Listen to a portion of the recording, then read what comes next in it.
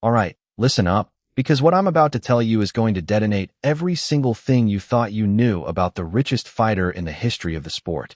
Floyd Mayweather is finished. Not the fighter, the myth. The billion-dollar businessman fantasy that Floyd Mayweather has spent 2 decades painting on television, on Instagram, on magazine covers, on private jets branded with his own initials. That entire empire is collapsing in real time. And this time there is no fight to save him, no pay-per-view to bail him out, no round 12 comeback waiting. The walls are closing in on Floyd Mayweather from every direction.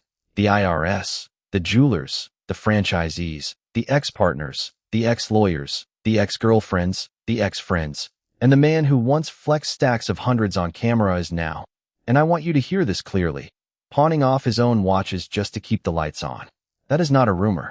That is not internet noise. That is documented, receipt verified, text message confirmed fact. And the wildest part? The one person who tried to warn us, the one voice screaming into the void for over a decade that Floyd Mayweather was never actually a mogul, that Floyd Mayweather could barely handle a business meeting, that Floyd Mayweather was one bad quarter away from disaster, was 50 Cent. And nobody listened. So today, we are running the receipts, one by one, until you see the picture that Floyd never wanted you to see. Let's get into it. Here's the thing you have to understand about Floyd Mayweather before you can understand how any of this happened. Floyd earned more raw cash than almost any athlete in history, an estimated $1.2 billion gross over the entire arc of his boxing career. That is not a typo. That is $1.2 billion with a B. And yet, right now, Floyd is standing in front of the IRS with a $7.2 million tax lien pressed against his chest, a $1 million child support order attached to his name, a criminal case for writing bad checks, active lawsuits piling up in courtrooms across multiple states, and a former financial advisor sitting on text message screenshots that make Floyd look less like a business tycoon and more like a man who was drowning in debt and didn't want anybody to know. How do you earn $1 billion, a billion, and still end up scrambling for cash at 49 years old? That is the question this entire story answers. And I promise you, by the time we get to the Jonah Rashnitz receipts, you are going to be sitting there in disbelief. Let's rewind. Because Floyd Mayweather did not start this way. Floyd was born into chaos. His father, Floyd Sr., was arrested on drug trafficking charges and sentenced to 5 years behind bars in 1993. His mother struggled with addiction. And in one of the most disturbing family stories Floyd himself has ever told, he described being a small child in his father's arms when his father was shot by Floyd's own uncle. Let that sink in. Before Floyd was ever a champion, before Floyd was ever pretty, before Floyd was ever money, he was a terrified kid holding on to his father while his family imploded around him. That is not a footnote. That is the entire origin of the armor. The bravado, the ego, the peacocking, the flexing, none of it existed by accident. It was built as a shield. Floyd chased the ring because the ring was the one place his family knew how to survive. He had a brilliant amateur career. And then came the moment that almost broke him, the 1996 Atlanta Olympics. Floyd faced Serafim Todorov of Bulgaria in a fight most ringside observers, and even the referee, believed Floyd won. When the decision was announced, the referee actually raised Floyd's hand out of confusion. Floyd lost. Floyd was gutted. And Floyd would later say that losing that fight was the greatest thing that ever happened to him, because it lit a fire underneath him that no professional opponent would ever be able to extinguish. That marketing storyline followed Floyd into his professional debut against Roberto Apodaca. Floyd delivered a second-round finish, a picture-perfect kidney shot, and a defensive style so slick that fans immediately fell in love. They started calling Floyd Pretty Boy because opponents could barely touch his face. Watching Floyd move back then, before the ego and before the empire, is like watching a completely different human being, soft-spoken, humble, hungry, and unmistakably brilliant. Floyd's debut purse? $2,500. $2,000 and change. That is how the billion started. From nothing. Floyd was signed to Top Rank, the legendary Bob Arum's fight promotion machine. Bob's job was to turn Floyd into a superstar, and Bob did his part. Top Rank fronted the money, negotiated the TV deals, engineered the matchmaking, built the reputation. In return, Bob took a massive slice of the pie. Floyd fought. Floyd won. and Floyd watched everyone around him get richer than he was. And then Floyd, watching this economy unfold in front of him, said something that echoes through every complaint Floyd would make for the rest of his career. Floyd said he taught himself the business side of boxing because he could not understand why a promoter who never took a punch could keep more of the money than the man who bled for it. Peep this, because this is where the myth of Floyd Money Mayweather actually gets born. Floyd wanted more. Floyd deserved more. But wanting more and knowing how to run a business are two completely different things, and Floyd was about to learn that lesson the hard way over the next 20 years. Even though he would spend those same 20 years insisting to the world that he already knew everything he needed to know. By 2006, Floyd had a perfect 33-0 record. Floyd had just dismantled Arturo Gatti. Floyd had just bought his first Vegas mansion for $3 million. And Floyd wanted a bigger purse. Bob Arum said no. Bob's logic. Bob had spent a decade building Floyd from a nobody into a global brand, and Bob believed Bob had earned the right to set the numbers. Floyd's logic. Floyd was the one absorbing the punches, and Floyd believed Floyd had earned the right to set the numbers. This is the exact same fight artists have with record labels every day. The label puts up the money when nobody knows your name. And the moment you become somebody, you start looking at the label as the villain who is stealing from you. That is not a moral judgment. That is just how the ecosystem works. Floyd bet on himself. Floyd paid roughly $750,000 to buy out his contract, walked away from Top Rank, and founded a company he called Mayweather Promotions. Floyd would later say leaving Top Rank was the greatest business decision Floyd ever made. That Floyd went from making 7 figures to 8 figures the moment Floyd became his own boss. And on paper, in the short term, Floyd was right. His very next fight against Carlos Baldemir landed Floyd the exact $8 million payday Bob had denied him. Floyd had proven the room wrong. But underneath the surface, something else was happening. Floyd had just accepted total responsibility for a business he did not fully understand. And Floyd had also just given himself permission to believe Floyd was smarter than everyone else in the room. A belief that would eventually cost Floyd everything.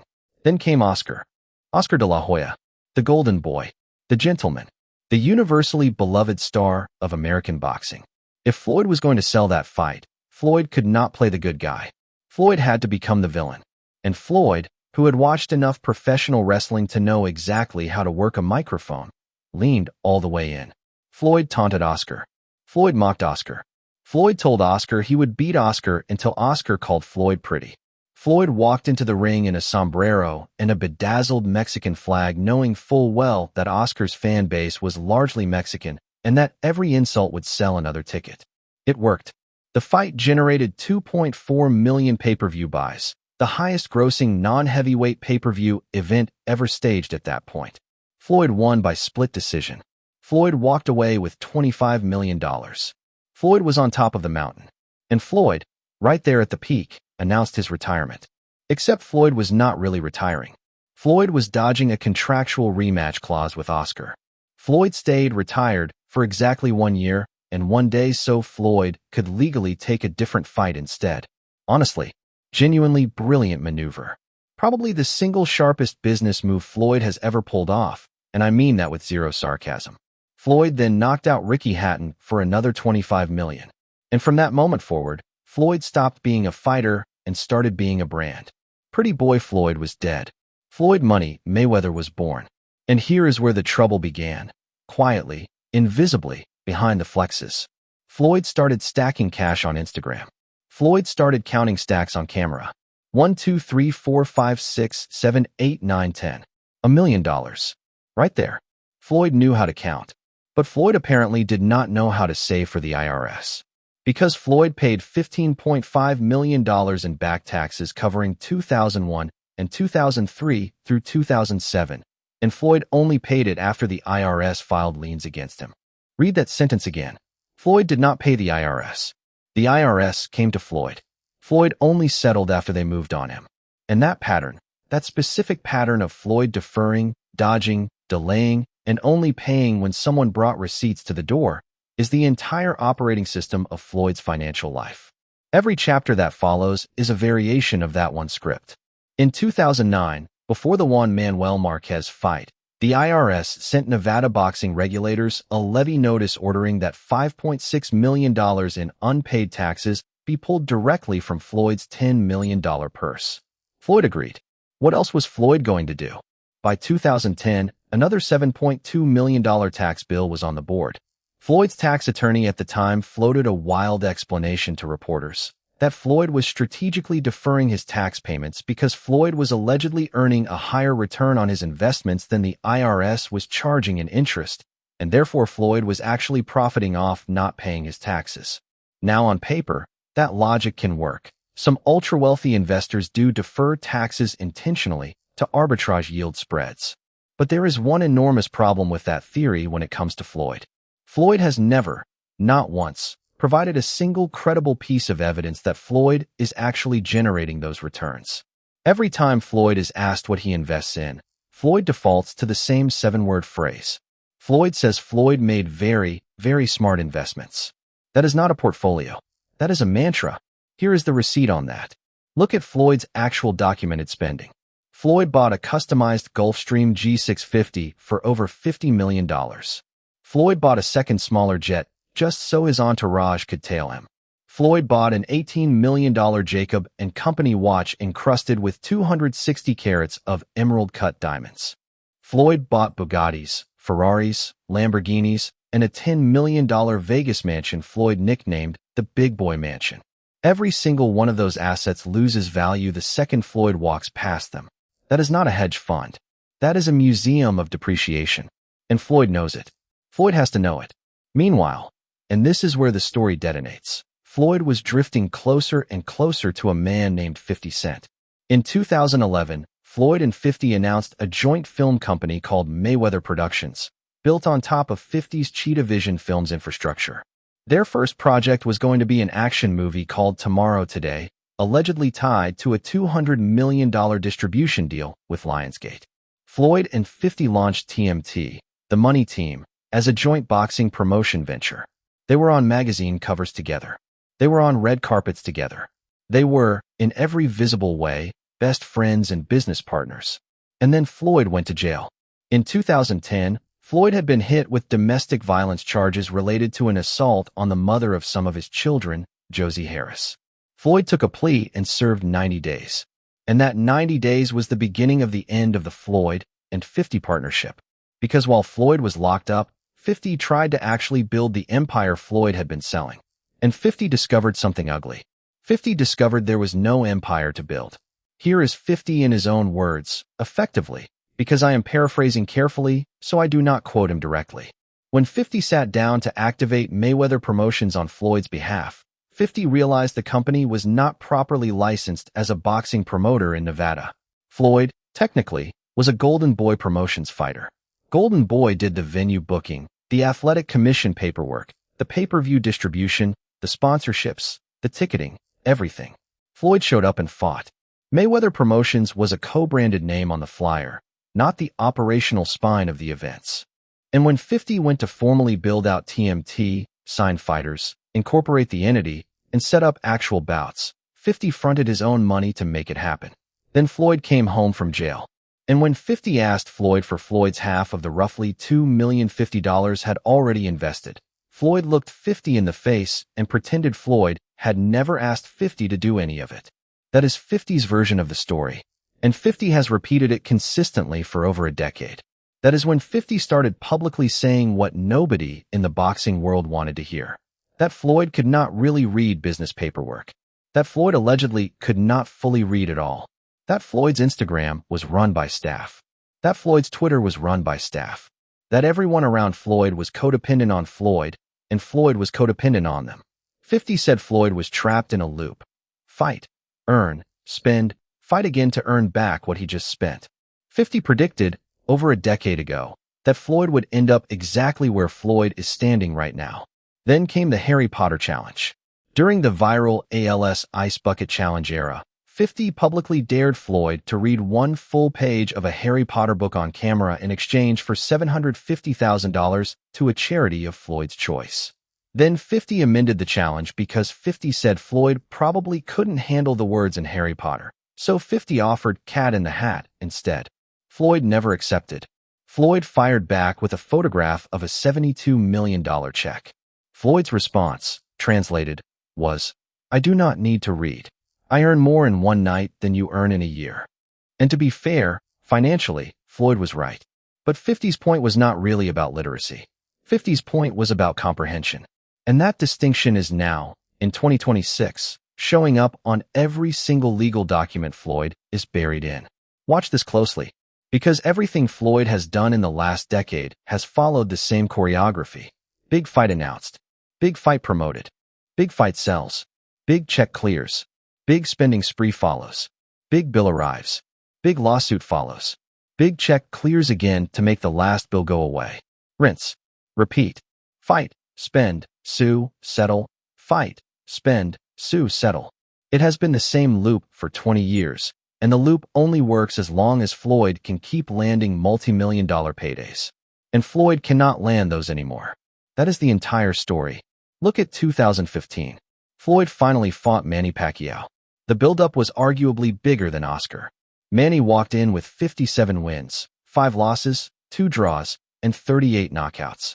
Floyd walked in undefeated and untouchable, but honestly, Floyd should have fought Manny at least 7 years earlier, and Floyd knew it. Manny was past his prime. Manny was injured. Floyd won by unanimous decision, kept his perfect 48-0 record, and walked away with a $180 million purse plus back end, around $250 million total. Floyd's 2015 earnings, all in, landed north of $300 million. Floyd was ranked the #1 highest paid athlete on Earth. #1 on Earth. And here's the kicker. Even after that year, Floyd still could not pay his bills on time.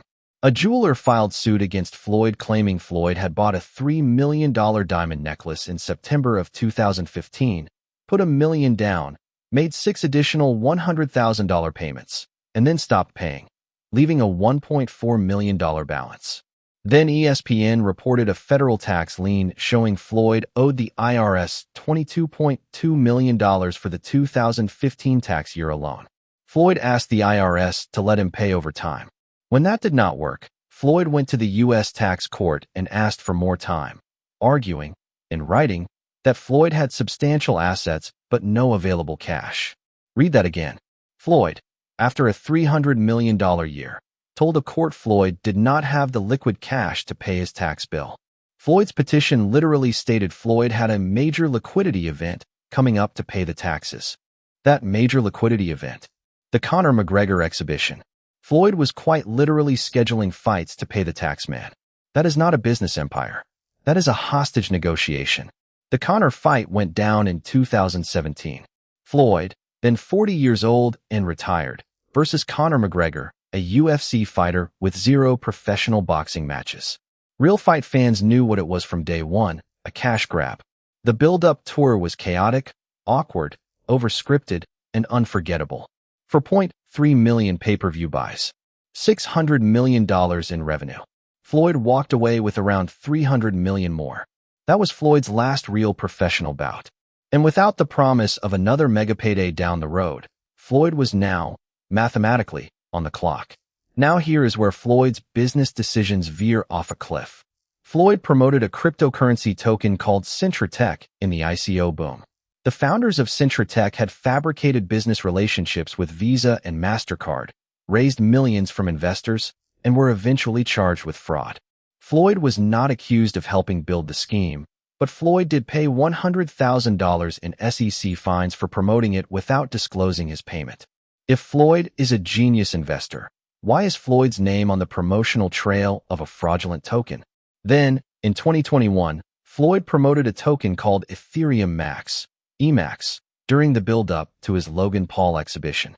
Floyd wore the EMAX logo on his shorts, on his shirt, on his hat. Floyd went to the Bitcoin conference and told the audience EMAX could be as big as Bitcoin someday. The audience booed Floyd, and the coin, within weeks of launch, went to zero. It is currently untradeable. Floyd was named in a class action lawsuit alleging pump and dump. Floyd was ultimately not held liable for fraud. But Floyd himself, went on camera and openly called the Logan Paul fight a heist. Floyd's own word. Heist. Meaning Floyd knew Floyd was taking money from people who thought they were watching a real fight. Floyd tied himself publicly to One Vanderbilt, one of the most iconic new buildings on the Manhattan skyline, and implied Floyd was directly responsible for its construction. In reality, One Vanderbilt is owned by a joint venture of multiple ownership groups. Floyd may hold shares of an entity involved in the deal, but Floyd does not own that building. Floyd also announced Floyd had purchased 62 apartment buildings in Upper Manhattan through his firm, Veda Properties, with $42 million of his own money and no partners. Weeks after Floyd's announcement, official ownership had never actually transferred to Floyd. Business Insider ran the story. Floyd sued Business Insider for $100 million in defamation. Business Insider did not retract. Floyd's lawsuit was dismissed with prejudice, meaning, legally, Floyd lost. Then Business Insider dropped a second article that finished the job. According to their reporting, Floyd was taking out multi-million-dollar loans while defaulting on payments across his investment portfolio. Homes Floyd owned were being seized over unpaid property taxes. Floyd was allegedly skipping fuel bills on his private jet. Courts ordered Floyd to pay $2.4 million for missing a public appearance Floyd had already collected in advance to attend, and when Floyd delayed the settlement, compounding interest pushed the total past $3 million. And then came the man who might finally be the one to tear the mask completely off. Jonah Rashnitz, Floyd's former financial advisor. Floyd once said Floyd trusted Jonah, not just 10%, 20%, 100%. 1 year later, Floyd sued Jonah for $175 million, blaming Jonah for allegedly misleading Floyd about business deals, mishandling assets, forging arrangements, using Floyd's jewelry as collateral for loans behind Floyd's back, and pocketing money in the process. According to Floyd, Jonah was the reason for the bad checks, the unpaid jet fuel, the delusional real estate claims, everything. Convenient story. Except Jonah brought receipts. Jonah sat down for an interview with YouTuber Spencer Cornelia and produced text messages, screenshots, and dated exhibits. In August of 2025, Jonah sent Floyd photographs of the specific watches being pawned, with the word loan attached to each image. Floyd texted back acknowledging the pawns. There is a paper trail, an actual, time-stamped, screenshot-verified paper trail, showing Floyd knew the watches were being pawned to fund Floyd's lifestyle. Floyd texted acknowledgement of a $13 million loan tied to collateralized watches. Meaning Floyd's public story, Jonah did all of this without my knowledge, collapses the moment the screenshots come out. That is not opinion. That is documentation. And here's the part that stings hardest. Floyd, the same Floyd who has been telling the world for 2 decades that Floyd is a business genius, that Floyd is a real estate mogul, that Floyd has smart investments, very, very smart investments. The same Floyd once said publicly, and I am quoting the gist of Floyd's own principle, that if you earn $100,000, you should save $50,000, and if you earn $100 million, you should save $50 million. Save money for a rainy day, Floyd said. Save money for a rainy day? Floyd, the man pawning off his own watches at 49 years old, told the world to save money for a rainy day. Meanwhile, Floyd's lawsuit blames Jonah for allegedly forcing the sale of Floyd's Gulfstream jet to an unknown buyer for an unknown amount. Floyd's lawsuit blames Jonah for allegedly diverting $15 million in funds tied to an SL Green investment. And while Floyd is out here demanding $175 million from Jonah, another promotion company called CSI Sports is suing Floyd for roughly double that. CSI alleges CSI agreed to pay Floyd $14 million to fight Mike Tyson, including a $2 million advance, and exclusive rights to Floyd's post-Tyson fight, which they claim was earmarked for a rematch against Manny Pacquiao. CSI then alleges Floyd secretly entered a competing agreement in December with a separate company, Ever Wonder, for $24.75 million plus advances and bonus structures, meaning Floyd sold the same fight twice. That is the accusation, and Floyd is now in court defending it. Add it all up, Floyd is still facing felony bad check charges. Floyd was ordered to pay $1 million in back child support. Floyd has a $7.2 million IRS lien staring at him. Floyd is buried in overlapping lawsuits from franchisees, jewelers, promoters, former advisors, and business partners. And there is no next big fight to bail Floyd out. Floyd is 49. Floyd has not been in a real professional match since Conor. Floyd is running out of runway. Now, let's be fair, because the Floyd is broke narrative is a little too clean. Broke is the wrong word. Floyd almost certainly still has assets. Floyd almost certainly still has liquidity somewhere in the machine. The more accurate framing is this: Floyd is illiquid, over-leveraged, and legally cornered. Floyd is trapped in a room where every door has a lawyer standing in front of it, and Floyd cannot punch through any of them. That is not broke. That is worse than broke. Broke is a number. What Floyd is dealing with is a reputation collapse, and reputation is the currency Floyd built his entire post-boxing life on. Because think about it. Every business Floyd has ever operated in has been built on Floyd's name, Floyd's brand, Floyd's face on the flyer. The strip club, the fitness franchise, the promotions arm, the endorsement deals, the crypto endorsements. Floyd's leverage was always, trust me, I am Floyd Money Mayweather, and Floyd Money Mayweather does not lose. Once the perception breaks, once jewelers stop extending credit, franchisees stop signing up, advisors stop returning calls, and courts stop giving Floyd extensions, the entire Money Mayweather business model stops functioning. And what we are watching in 2026 is that model breaking in slow motion, in front of everyone, on the record. And this is what makes 50 Cent's decade-long trolling campaign look, in retrospect, less like petty beef and more like prophecy. 50 said Floyd could not read the business paperwork. Floyd is now suing a financial advisor for allegedly misleading Floyd inside business paperwork Floyd apparently did not fully understand. 50 said Floyd was trapped in a fight-earn-spend loop. Floyd's own tax court petitions confirmed Floyd was scheduling fights to cover tax bills. 50 said everyone around Floyd was codependent and Floyd could not operate independently. Floyd's own legal team said in open court that Floyd had little to no involvement in the operations of the fitness franchise that bears Floyd's own name. Every single one of 50's accusations has now been corroborated by Floyd's own lawyers, by Floyd's own court filings, by Floyd's own text messages. And here is the darkest part of the whole thing. Floyd has always insisted Floyd was a self-made businessman. But when you actually pull the receipts, Floyd never operated any of the businesses Floyd claims to have built. Golden Boy ran Floyd's fights. Bob Arum ran the ramp-up. Advisors ran the money. Staff ran the phones, the social media, the emails, the paperwork. Floyd's contribution to Floyd Incorporated has always been one thing: Floyd's name and Floyd's willingness to sell it. And that is a legitimately valuable asset.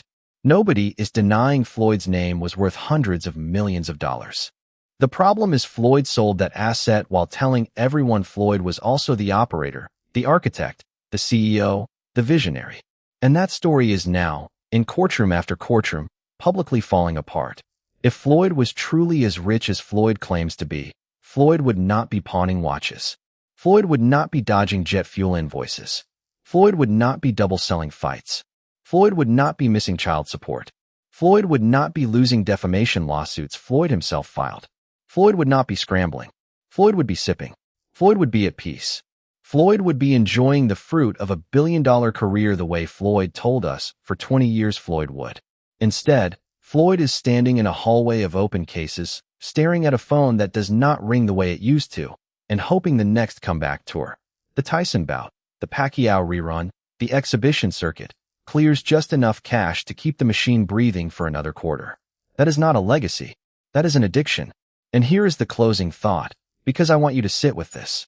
When 50 Cent laughed and made those ridiculous read a page of Harry Potter videos over a decade ago, everybody dismissed 50 as a hater running a bit. Turns out 50 was doing something else. 50 was warning us. 50 was telling the culture, in real time, that the entire Floyd Money Mayweather brand was a stage set, and that if you knocked on the wall, it would sound hollow. Everyone laughed. Everyone kept watching Floyd count stacks on Instagram. Everyone kept telling their kids to be like Floyd. And now, in 2026, the wall is falling down and 50 is nowhere in sight, because 50 walked away over a decade ago and never looked back. That, right there, might be the ultimate flex. So the real question is not whether Floyd is broke. Broke is boring. The real question is this: how does a man who earned $1.2 billion over a career, who was ranked the highest paid athlete on earth in his prime, who owned jets, mansions, and enough watches to open his own museum, Arrive at 49 years old with the IRS, the courts, the child support office, the jewelers, the franchisees, the promoters, and a former financial advisor all standing at the door at the same time? How does that happen? The math should not math. And yet, here we are. Floyd Mayweather sold the world a story.